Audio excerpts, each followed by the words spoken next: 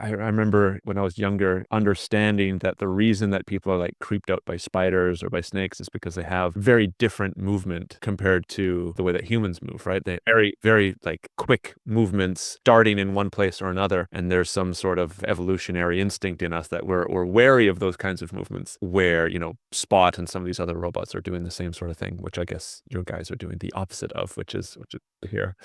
Yeah, effectively right down the street from Boston Dynamics and everything that they're doing. I wouldn't say we're polar opposites. We're both interested in robot control and all the algorithms that are embedded in them. I would say their approach is probably somebody who's guessing. Their approach feels a little bit more like, how can we solve this problem? A Spot Dog is really great for navigating complex terrain. That's the problem that they're facing, whereas our problem is more of a interpersonal social problem. So we're working on very different types of problems. And honestly, if you combine your efforts, I think you'd have a very nice product at the end of the day. Yeah, sure. Yeah. Well, the future moves quickly, right? So we'll see what happens in the next couple of years.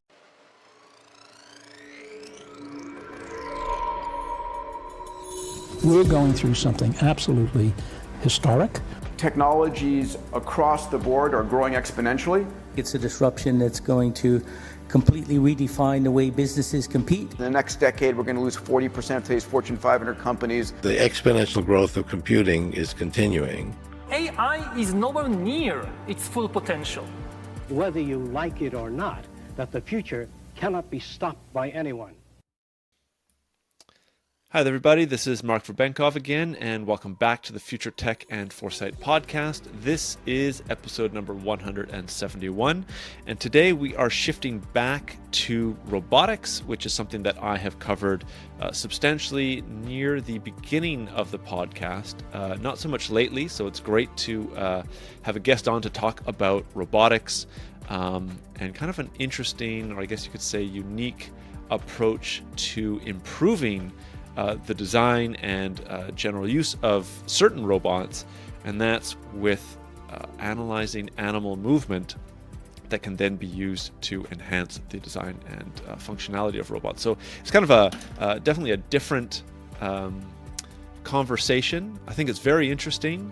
It's definitely unique in some of the animals that were used as well. So I'll let my guest talk about that, but it's everything from birds of prey to obviously herd behavior, herd animals, to understand the behavior specifically for how the robots can then navigate sidewalks and behavior of humans in crowded places, urban areas. So it's definitely a different take on improving robots in today's episode. We talk about that. I'll actually let you guys guess as to the main animal that was assessed and brought about the most amount of benefit for implementing the robots. I certainly was a little bit surprised by the type of animal, but we'll get into that in the episode itself. We also talk obviously about some of the other kind of challenges for robot adoption. These robots are not like Boston Dynamics Atlas or Tesla's Optimus robots. They are, I guess you could say, delivery robots, but they're meant to be following somebody rather than autonomously navigating from point A to point B. So there's a little bit more of a human interaction focus on these robots, which is where the animal behavior kind of comes in. I'll let my guest talk about that a little bit further because it's quite interesting. And one of the things that I think was perhaps the most interesting in this discussion comes about at the end of the podcast, where there's a further exploration of the positive benefits of these type of robots as they will become maybe a bit more ubiquitous or certainly more utilized by families and individuals across our civilization, and of course the kind of benefits that can be derived from that, which I didn't necessarily think of before this episode. So there's certainly some interesting and I'd say different points that are brought up in today's podcast compared to other discussions in the past. So definitely an episode worth checking out if you're interested in robots and of course the future of society and humanity. So my guest today is Tyson Phillips. He is the smart behaviors team lead at Piaggio Fast Forward, where he has worked for over 3 years. He's a licensed architect in New York. He holds a master's degree in architecture from UCLA with a focus on the intersection of technology and the built environment. Tyson has secured multiple grants for his research in robotics in architecture and has co-authored papers in robotics in the building industry. His work has been featured at prestigious events such as Sundance, South by Southwest, and CES. Previously, he consulted for Google's internal design and technology research team, which I think comes across very clearly, especially at the end of the discussion today. I thought it was a great discussion. Some unique insights came from it. I didn't think I would be speaking to somebody about how animals are impacting the improvement of the design and behavior of robots, but it's certainly a unique take and one that I think is worth listening to. So we'll move over to the discussion right now. Thanks for listening. Hi there, Tyson. Thank you very much for coming onto the podcast today to talk about something that's not completely artificial intelligence. As much as I love talking about Gen AI, it's also nice to have, as we talked about before, a little bit of a refresher or, a palate cleanser, if you will. So I'm very interested to talk to you today about the robots that you guys are building and all the kind of interesting work that you're doing to kind of build I guess you could say, the brain and the senses or the ideas that the robot has. Thanks for coming on. It's great to have you here. Absolutely. I'm very excited to be here, talk about what we do. Of course, like everyone else, we do a little bit of AI, but I think there's plenty of other stuff to talk about with regards to the robots. So I'm excited to dive in. Well, before we talk about the cool work that you're doing, and I've already talked about this in the pre-intro a little bit, but what got you initially interested to work on robots? I don't know if the animal behavior understanding or analysis came afterwards as part of it. I'm assuming robots was what first interested you. What brought you here on this interesting journey that you're on? It's actually the opposite. Robots weren't even on my radar early on in my career. I come from a design background, architectural design actually, and also have some background in sociology. So I was very interested in how people move around cities, especially like pedestrians move around urban environments. I've always been interested in that, just watching people as they operate in those public spaces, and sort of happened into robotics. I did a little work as a designer, studying animals not related to robotics, mostly for urban design purposes. And then when I figured out that Piaggio Fast Forward was here, quickly found out that they were interested in very similar ideas, just with a robot in tow. So I don't come from a robotics background at all. Never imagined I would be working with robots. But I'm very excited to be doing that. Sure. So okay, interesting. So I mean, as we'll get into it today, like obviously understanding human behavior in public spaces and how crowds move and things like that. Why are you looking at animals and tracking the movement of animals? Is that giving like a similar kind of idea of how humans move? Like what's the initial idea of looking into animals first? Yeah, it's all part of a big picture: humans moving, animals moving.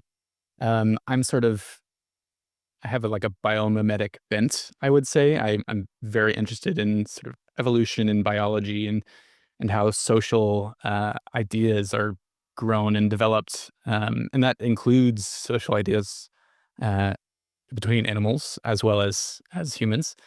And having looked a little bit at animals in the past, there's just fascinating patterns that they develop as they move around.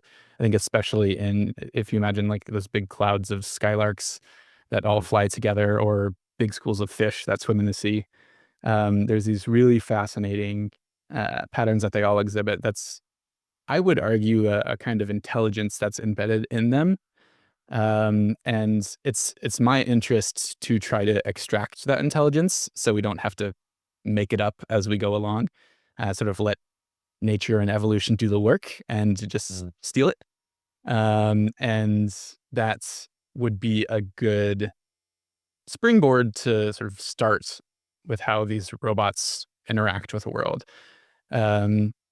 Since we're working in the public sphere where lots of people are, I'd say we look as much at humans as we do animals. It's not exclusively animals that we're looking at. And that is to just understand the difference really between human and animal motion. We don't want to embed entirely animal characteristics into our robots because then they wouldn't fit into human society either. It's really to find the best of both worlds, animals, humans, and create a robot that has characteristics that are fine-tuned for these urban spaces. So maybe we can start with the ultimate goal here before we get into the interesting studies that you guys have done.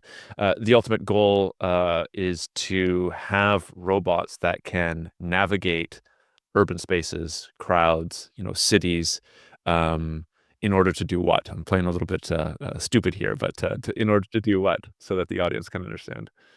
Our interest is in the technology that drives the robots. In order to do what really comes from the products that we create specifically, we create products that carry heavy loads. So our consumer products can carry up to 40 pounds, sort of your large grocery haul amount of weight. And then we have a commercial robot that can carry up to 300 pounds. And we're working on products that can go even higher. So really, we just wanted products that can, as you move through your life, they can do a little bit of the literal heavy lifting for you. But our core interest really is in the navigation technology. Creating a robot that fits into the public sphere, fits into human society is our ultimate goal. Carrying just happens to be the way that we've sort of expressed that desire. Cool. Okay, awesome. So you guys studied something like 1700 animals in your lab, if I'm not mistaken. So I mean, we've already talked a little bit about why. Maybe we should ask, how was that experience like? I can assume that having a number of various types of animals, and this wasn't all just herd animals. You had some, birds of prey, if I'm not mistaken, that you mentioned before.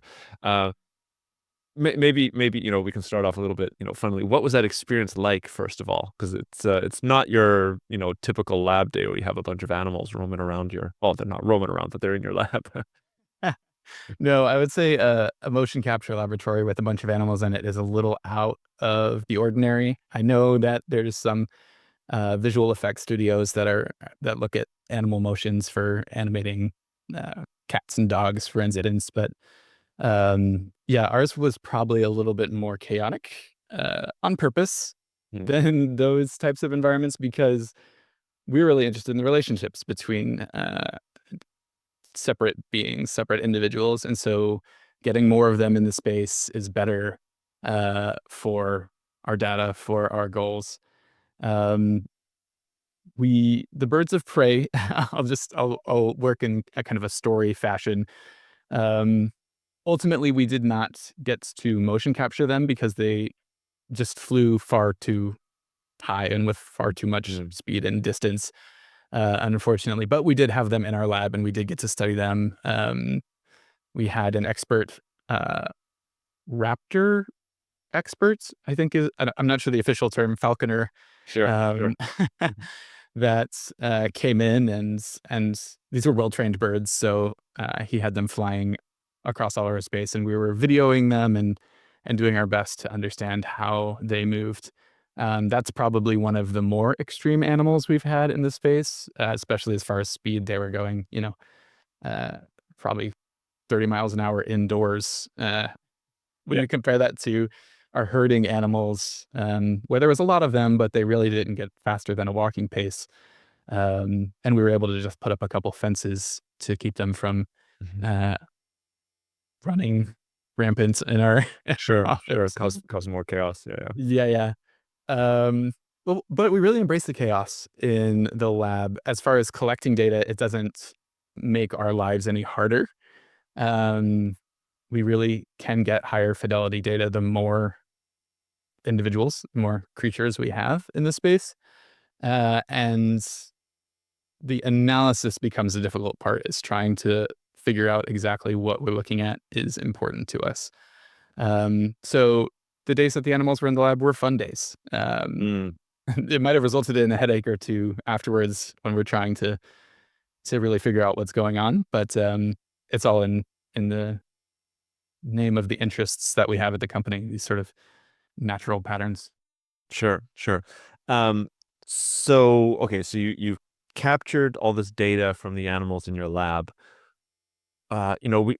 We can talk about the analysis of it, but I don't think people are always that interested in understanding the analysis. But what were the unique insights that you got from this? I'm assuming, of course, you have data, you have analysis, you have insights, and then you can apply that to the robots, which we'll get to in a bit. But what were some of the did you figure out how, I don't know, llamas interact in a different way, in a nuanced way that you didn't know before, or what were some of these insights that you guys figured out? A lot of what we figured out were qualities of interaction that are based on space. So we looked largely at what distances things kept from each other as they were moving, as they were standing still. Was there a particular response that we could pull out in one animal that sort of suggested that there was a leader, for instance, and a follower in between the animals, or was it more of a sort of all-in-one sort of hive mind concept?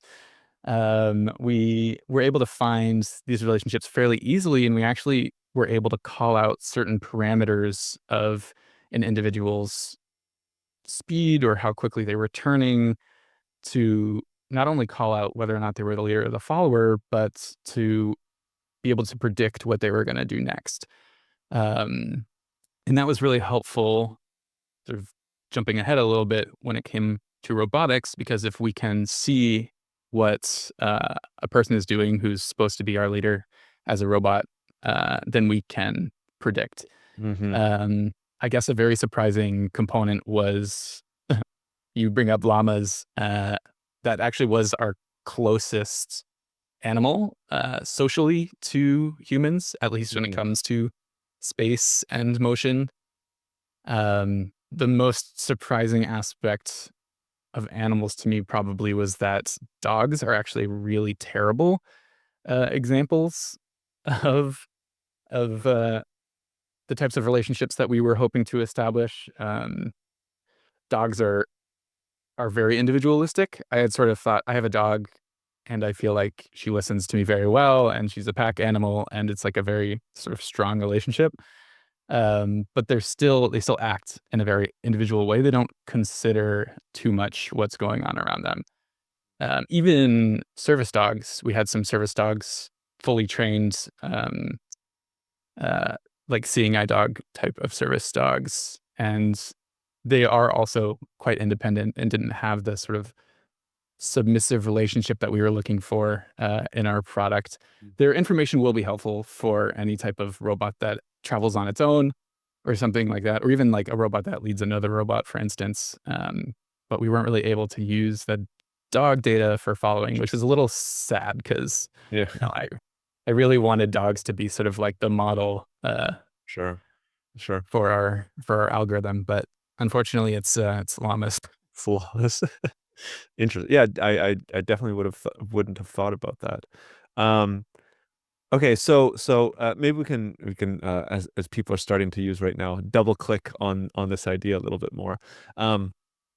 So you're understanding the distance, the space between, let's just look at llamas, for instance, and understanding how they're interacting as they're getting closer to each other or further away from each other.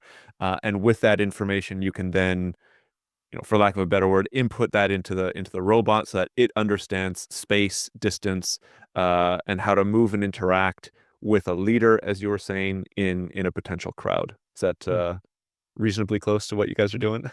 Yeah, that very much sums it up. I will say I don't want it to sound like we just embed our robots with llama behavior. Yeah. Llamas are only one of the components. We also study how humans follow each other, how children follow adults. So it's not like if you have one of these robots following you, you won't feel like you're being followed by a llama. Right. Also, that would be a good marketing tactic. That's the thing. Okay, interesting. So, how is this? I mean, I'm assuming there aren't too many other robots out there that are using animal behavior to learn and, I guess, train on, right? I'm assuming there's some sort of AI training involved in getting your robots out to the public. How is this helping to kind of differentiate your robots from others on the market? I think it's maybe not the fact that we're looking at animals that really makes the product so different. I think it's the fact that we're really diversifying the data that we bring in that makes the product more unique. So, for instance, I know a lot of companies out there, when it comes to robotic motion, they will have a person come into a motion capture lab and have that person walk around and do certain things, fold a shirt, navigate through a kitchen, any sort of, you name it, they'll have a person do that, and they'll be looking at the mechanics of that individual, and that will help a robot do the exact same thing. Move through a kitchen, fold a shirt, you name it. Yeah. But what allows us to stand out is, I think, we are really looking at those relationships between animals or people, or animals and people. In the case of dogs with owners. And we almost never have in our motion capture studio just a single individual that we're looking at. It's always 2, 3, 5, sometimes more individuals that are in at the same time. And that's what allows our products to stand out, is we understand not just how to get from point A to point B for a robot, but how to get from point A to point B and understand the rest of the context of what's going on around them. As you say, like in a crowd, can it decide what to do appropriately given all the different people that are around it? We really wanted that to be our main focus, and less just the navigation, like bare bones navigation of a robot in an empty room. Right. I don't know if we've chatted about this before. I mean, obviously, different cultures, different countries around the world have different, crowd behavior, right? I think we talked about the famous intersection in Tokyo where there's, all these crosswalks. It's very different. Like here in Canada, there are a couple crosswalks in some of the cities, but it's mostly, as I'm sure it's in the States, right? It's mostly cars going around all over the place, and there's not too many people walking. So how would your robot navigate or understand how to navigate these different kinds of crowd cultures, I guess, for lack of a better term? Yeah, that's something that we've been very interested in pretty much since our inception. Early on, when we had people in Phil Lab, it's people specifically because animals don't really have the same cultural, at least as far as I know, Yeah. dissimilarities as humans. We realized that we were biasing ourselves a little bit because we're located in Boston, and most of the participants that we have come into our motion capture lab are from a driving distance of Boston. Right. And even like Boston to New York has different sort of pedestrian etiquettes. And then especially if you switch coasts or go to different countries. I mean, it's as simple as we've had hot debates at the company over if we have a robot in the UK or I think in New Zealand. There might be a couple of other countries out there where they drive on the left-hand side of the road, and Right. Things tend towards the left. If our robot should behave differently, because we have right-hand bias just naturally in our city. Unfortunately, we haven't deemed it important enough to try to fly people in from those countries. I guess we could see if we could work with a motion capture lab in the studios to get the data for those types of situations. So we don't have data that supports these differences, but we have inclinations that they could be quite different. So I think when that really becomes a prescient issue in our space, we'll definitely begin to look at other cultures and the way they move. Right now, it's a very general model, I would say, sort of designed to be the best fit for everyone. But it is a bias model, and we're fully aware of that. Right. Well, maybe following up on, I guess we call it like the challenges of having robots interacting with humans, on sidewalks and stuff. I'm sure you guys have seen all these semi-viral videos of different countries having the robots going on sidewalks, and sometimes one of these little delivery robots falls over, and depending on the culture, they come by and they, pick it up, write it up, and it's able to go on the way. Other times, people come and kick the robots over, or, there's a different cultural sense of robots taking over jobs, so the robots get damaged and things like that. Now, I've seen pictures of and videos of your robots, and they're specifically designed to be looking like cute, and they kind of, they're not threatening in any way. But what are, like, obviously these are some of the different challenges for any kind of robots that are in a public, human environment. Are there any others that are, and obviously not just to your company and to your work, but just in general that maybe I'm not thinking about, or some of the audience members are not necessarily thinking about or aware of? From what we've run into, most of the issues, besides what you mentioned, have fallen on the technical side. Technical, like, if you don't have access to Wi-Fi, how smart can you make your robot? It's not a major problem. We've figured out ways to do it. For us, our robots actually are a little dumb. I don't love to use that term, but they really don't have a ton of power, compute power. It's everything they know is really designed around these algorithms for motion that we've put into them, and they're not very complex algorithms. So the technical side has really been quite a challenge. From my experience with the robots, I have one that I occasionally take on my grocery runs or whatever. My biggest problem is socially. Everybody who I cross their path tries to stop me and ask me a million questions. What it is. Most of the time, they actually it seems like they want one. It's seen as a positive thing. I think because the robot is very clearly following me and responding to me. It's not an autonomous Right. vehicle. It's not nearly as terrifying as the delivery robots, for instance, that are just driving down the road and you don't really know what's going on. It's our goal on my team specifically to try to make the behaviors of the robot as, I guess you'd use the term friendly as possible, to really have it fit in and have it feel like it understands society, so that essentially we can instill trust in anybody who sees the product. On my team, we often say, like, make sure we consider the bystanders when we're working on motion design, because it's not exclusively about the user. We also need to consider what it looks like to have a person walking down the street with a robot following them. To some people, it would be scary. To some people, it'll be exciting. And we really, through the design of the robot, as you mentioned, but also through the behavior of the robot, try to instill as much joy in it as we possibly can.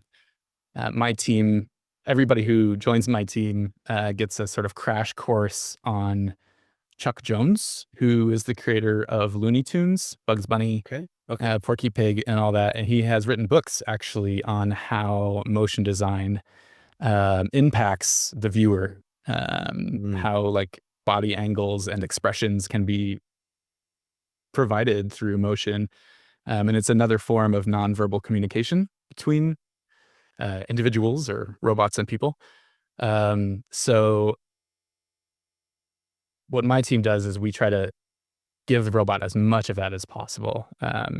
We want like a Tweety Bird robot. We don't want like I can't think of a bad example of a cartoon. Oh yeah.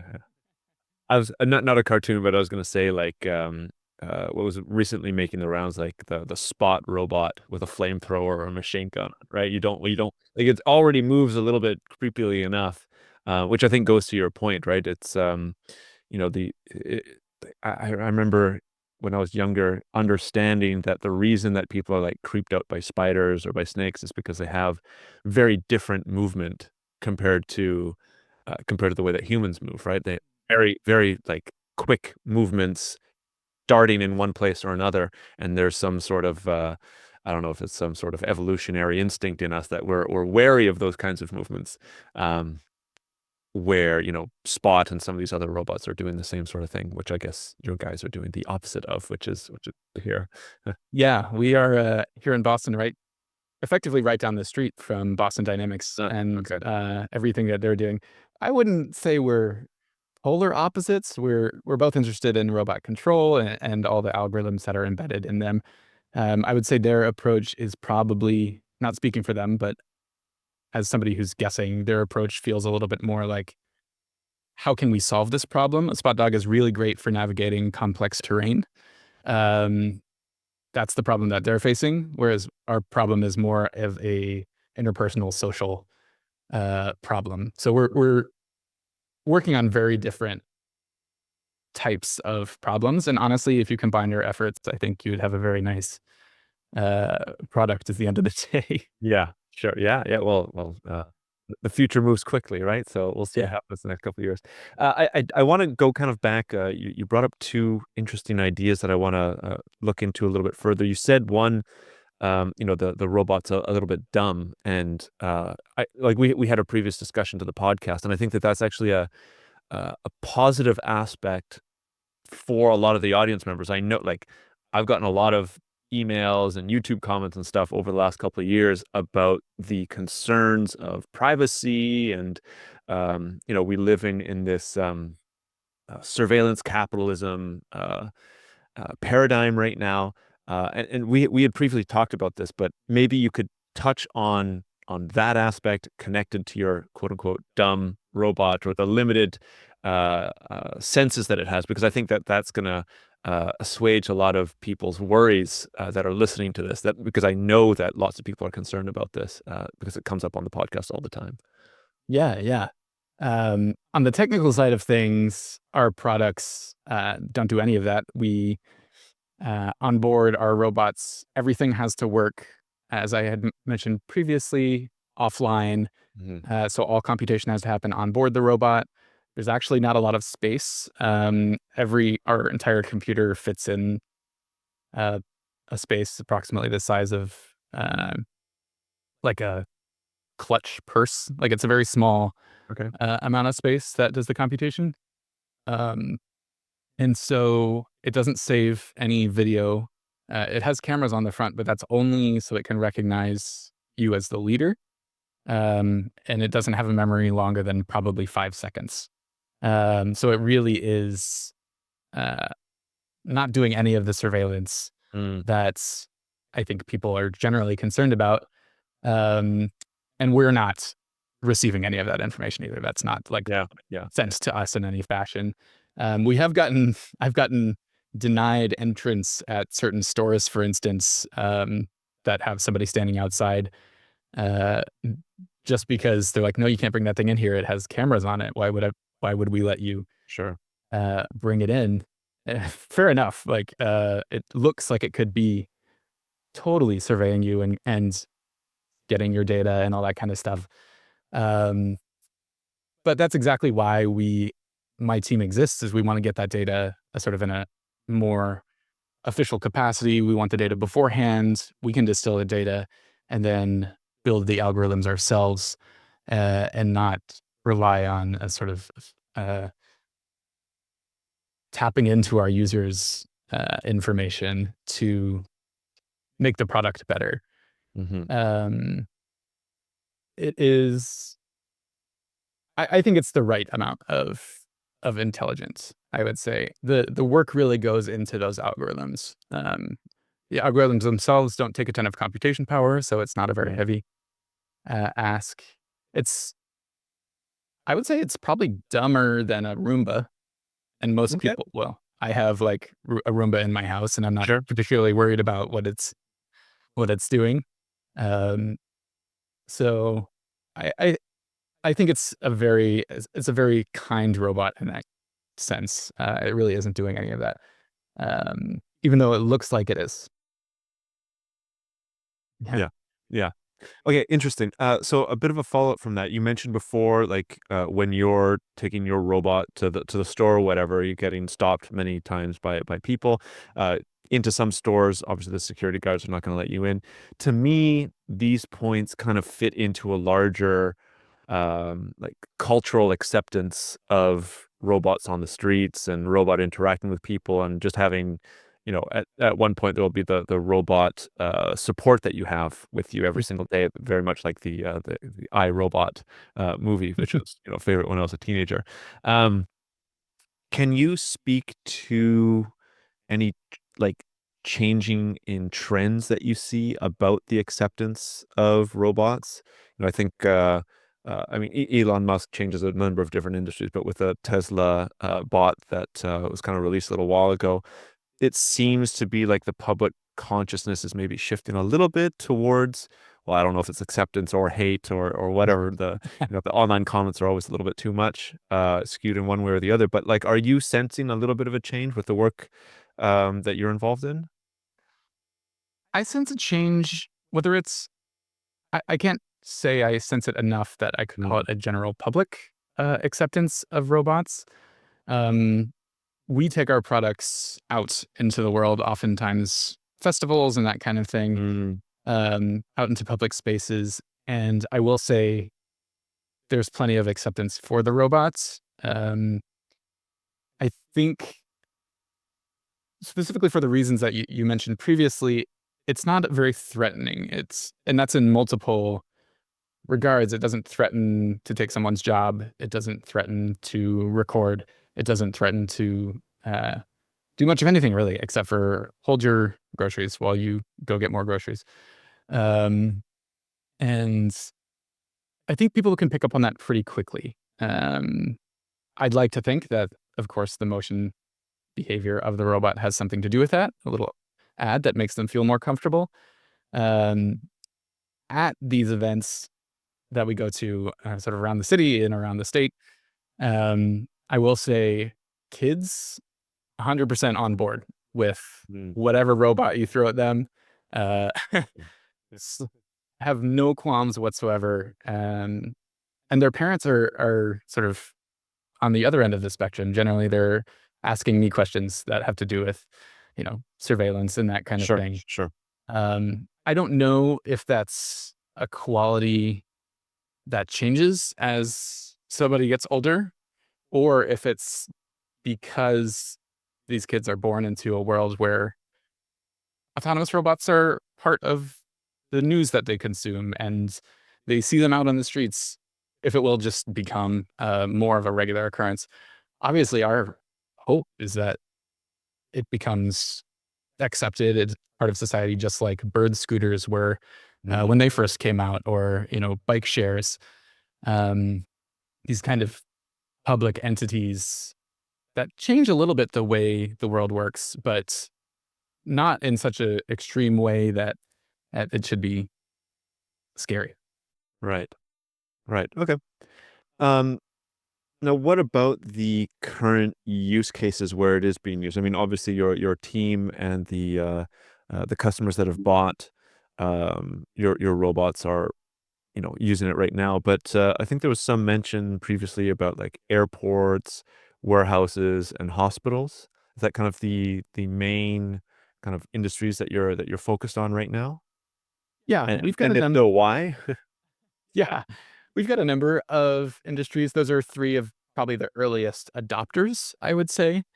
Um, for our JITA products, the ones that are for consumers, a little bit friendlier on the surface, we found hospitals to be a great environment for those, because they're very good at navigating spaces, but also because they have this kind of impact on people, maybe not quite as good as a therapy dog or a pet that's sort of designed to bring a little bit of joy into your life, a little bit of that like sort of needed dopamine hit or something.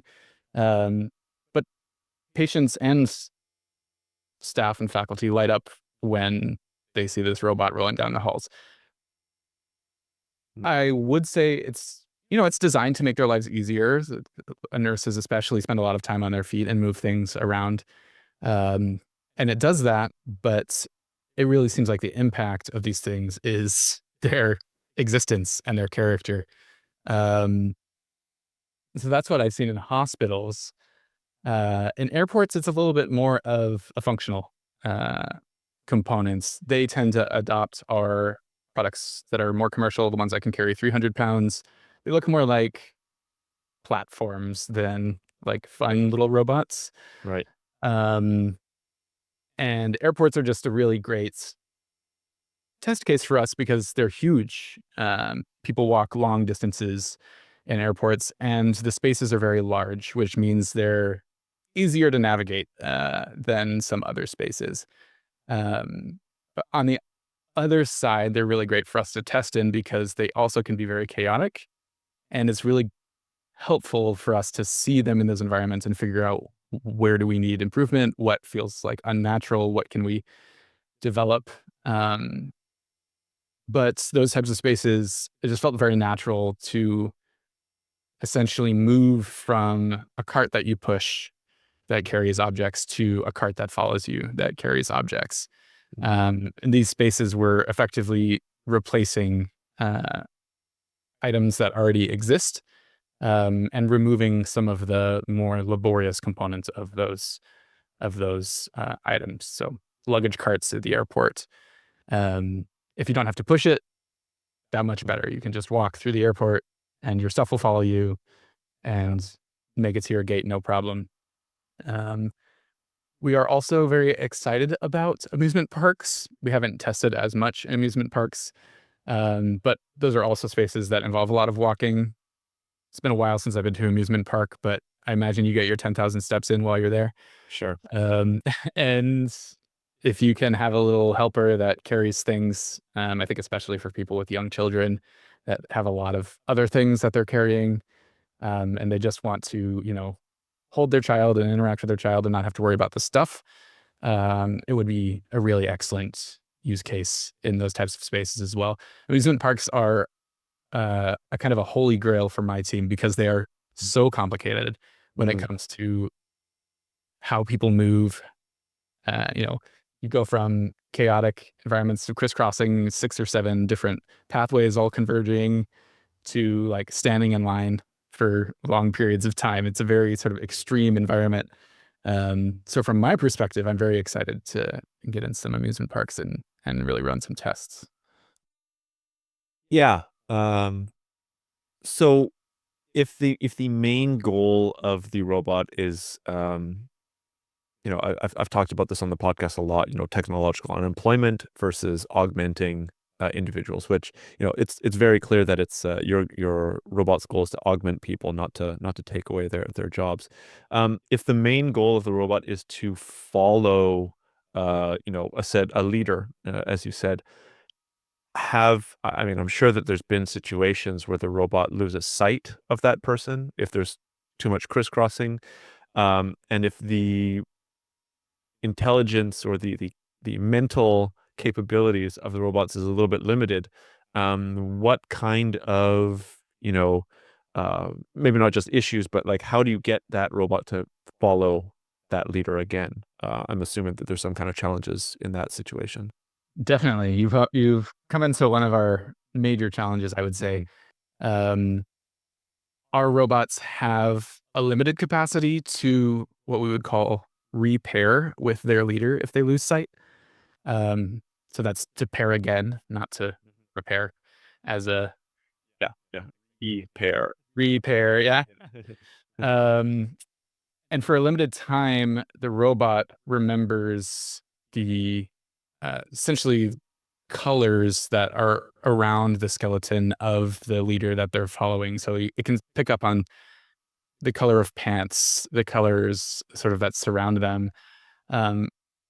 And what it'll do is it'll kind of search for any people it can find in its view, and it'll follow its path as far as it knows to go. So, for instance, if a person goes around a corner in a building, it loses sight for an instant. The robot knows to keep going around that corner. And if it can see that person again and with enough confidence say, that's the person I was following, it will reconnect to them. But that's not always going to be the case. Sometimes, it turns that corner and there's 8 people all wearing black pants, and it might pair with the wrong person at that point in time. That does happen on occasion. But luckily it's very easy to just press the button, and it's a one button interface. So press the button once to have it unpair, and then again to have it pair back to you and keep going. So as frustrating as that is, it's very easy to remedy. Our goals are obviously to improve on this as much as we can. We've looked at gait analysis to see if there's any type of way that we could individualize people more by their gait. A lot of times my teammates and I will all don the same, our suits in our motion capture studio are these kind of like skin tight black Velcro things that you can attach a bunch of markers to. So we'll all put on the suits so we look virtually the same to the robots, and run them through all these tests and really try to figure out how we can mess them up. And so we're always trying to improve that, the ability to repair with the leader. We do have the ability, we sort of, as we develop new behaviors, we can upload them into our robots over the air. And we've developed a few new ones since our robots released. One of my favorites is if you hold the door open for a robot, it'll go through and wait for you on the other side. A kind of a show of cordiality between you and the robot. And it also is a lot easier to go through doors that way, especially doors that close automatically. We were having some doors close automatically on our robots as people were walking through them. So we developed that behavior, and it uses that same idea. It'll move through the door on its own. It goes kind of out ahead of you. And as it's waiting on the other side, it knows what it's looking for. And if it can find it again, it'll pair again and off you go. Interesting. I see that there's not too much long left in the time that we have allotted here. I kind of want to focus on kind of the future a little bit, which is one of the main reasons for starting up this podcast. We talked a little bit about the kind of the ubiquitous acceptance of robots as the years goes on. To me, it seems like the vision of the future, or one of the many futures that you guys are building, is one where many individuals, many families, many workers have a little bit of a support robot moving heavier, whether it's groceries or bags or whatever it is, in the different environments that you guys are building it for. Have you thought about how this is going to benefit society as a whole? I could imagine, people with certain kind of disabilities being able to move around a little bit easier, similar to how I believe it was the Google car, they were marketing their vehicle as helping blind people get from one place to another, right? So there's this big emphasis on facilitating interaction and just I guess basic lifestyle for many different people. Are there other kinds of things that you're seeing in 5-10 years that is gonna, I don't want to say revolutionize, but certainly change or tweak the society that we're living in now? Yeah, I think you had a really good point with the Google cars and blind people getting from place to place.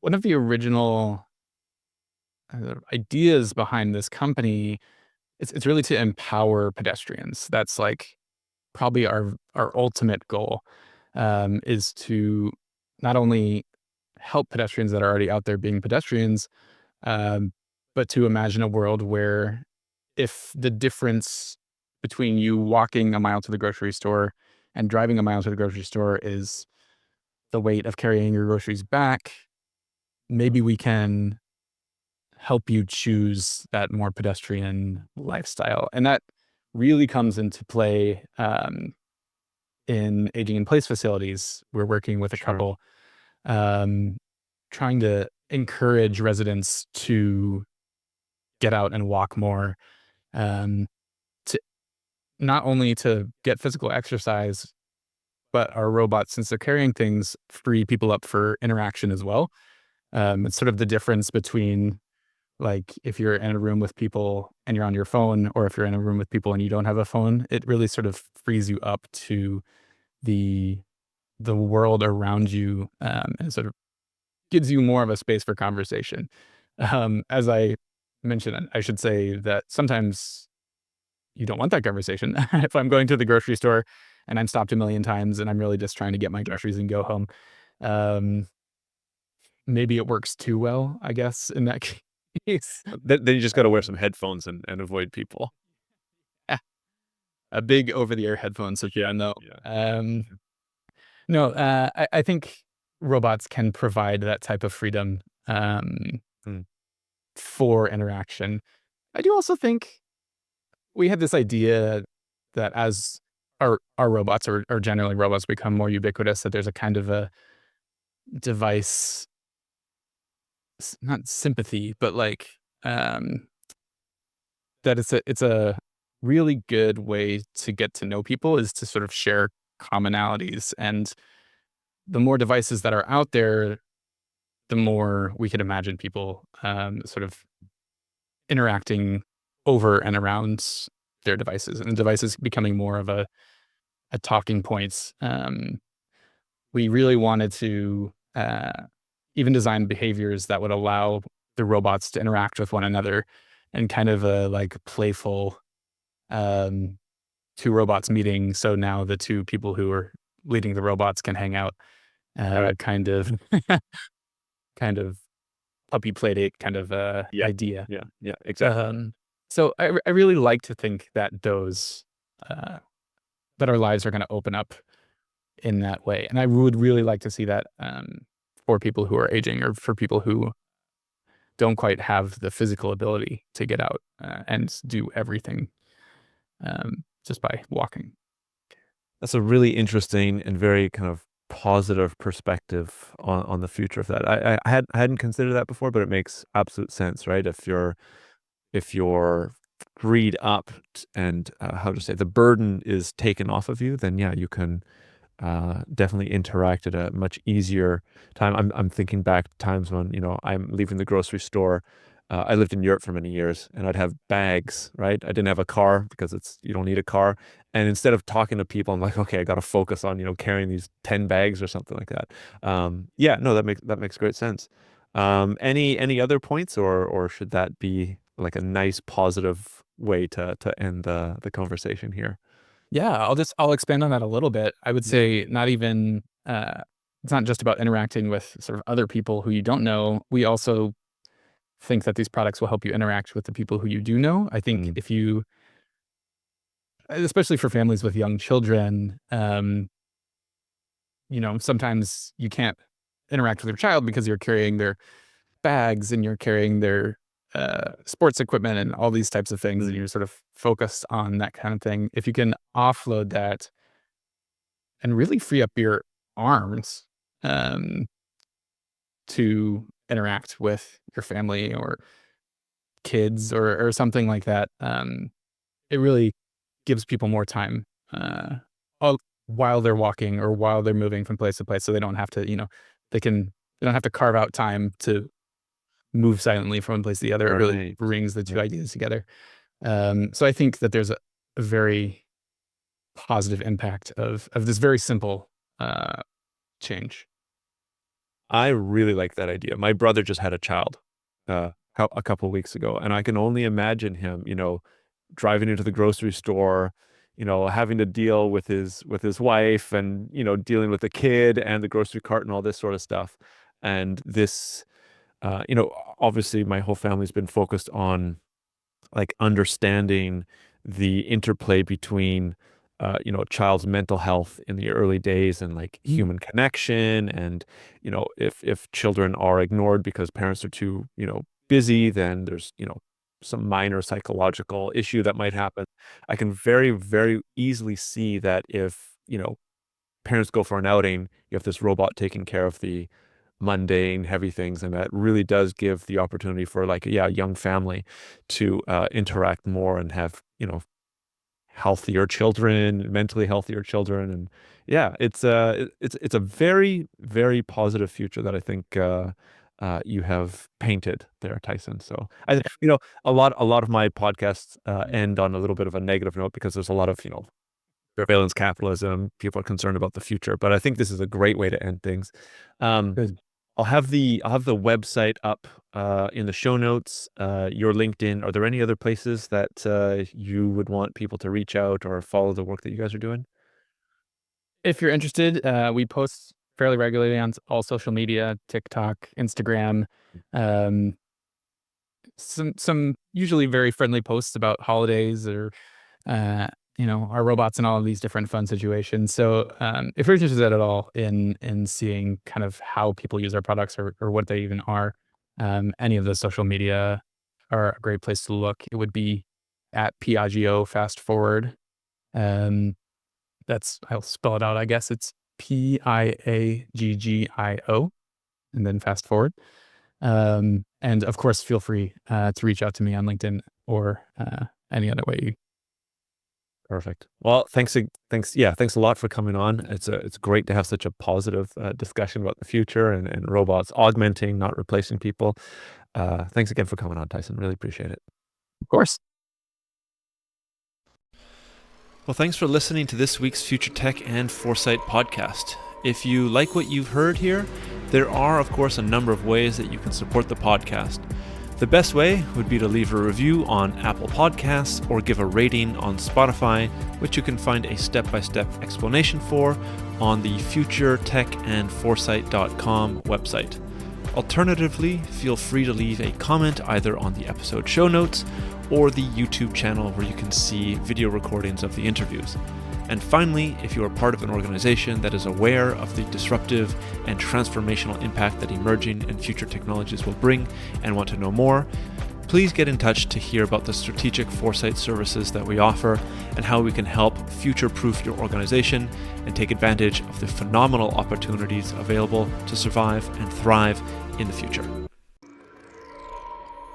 A lot of future-shocked people and future-shocked institutions in our society are simply overwhelmed. Once there is superintelligence, the fate of humanity may depend on what the superintelligence does. Science fact is catching up to science fiction. The first truly intelligent machine will be the last invention that humanity needs to make. The only scarcity that will exist in the future is that which we decide to create ourselves as humans. Within a 10-year design revolution, we can have all humanity living the highest standard of living anybody's ever known. Progress is accelerating at an exponential pace, and it's going to reach a point where progress is so fast it's going to be a singularity. We are probably one of the last generations of Homo sapiens. Every single headline points to the birth pangs of a Type 1 civilization.